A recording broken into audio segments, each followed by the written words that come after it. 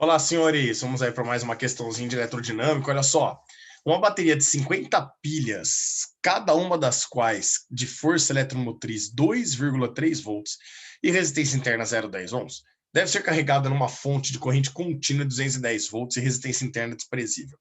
Então, percebo que aqui nós temos a nossa força eletromotriz e aqui nós temos a nossa força contra-eletromotriz de cada uma dessas pilhas recarregáveis. Elas vão funcionar como um receptor. Então, percebe que nós estamos trabalhando no circuito elétrico, onde nós temos o gerador e o receptor aí para nós, certo? A corrente máxima que pode circular pelo sistema é 6 amperes. Qual é a resistência extra que deve ser inserida no circuito? Então, olha só que bacana. Eu vou ter que colocar em série com esse circuito, não importa onde, tá? Em qualquer posição aqui, desde que fique em série, uma resistência R. Por quê? Olha só que bacana. Como nós temos aqui um total de 50 pilhas associadas em série, nós temos uma DDP equivalente que elas vão ter que consumir para poder ser recarregadas. E nós também vamos ter uma resistência interna equivalente, né? Então, a força contra a eletromotriz equivalente que nós vamos ter aqui são 50 pilhas vezes 2,3 volts de cada uma.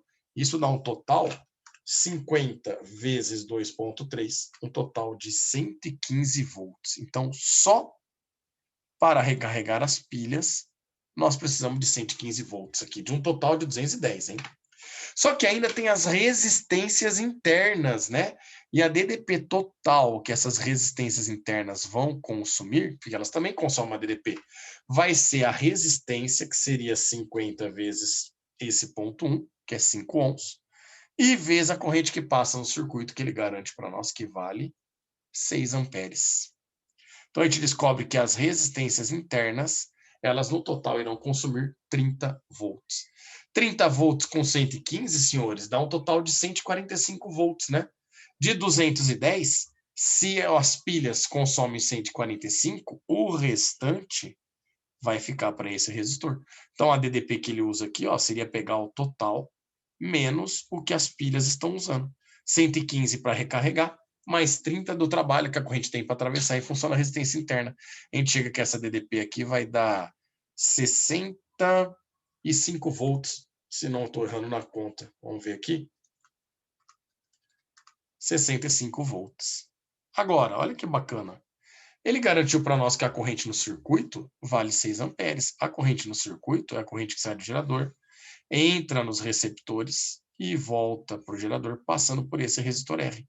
Isso significa que a corrente de 6 amperes é a que passa nesse resistor R, e, portanto, nós podemos fazer U igual a R vezes I.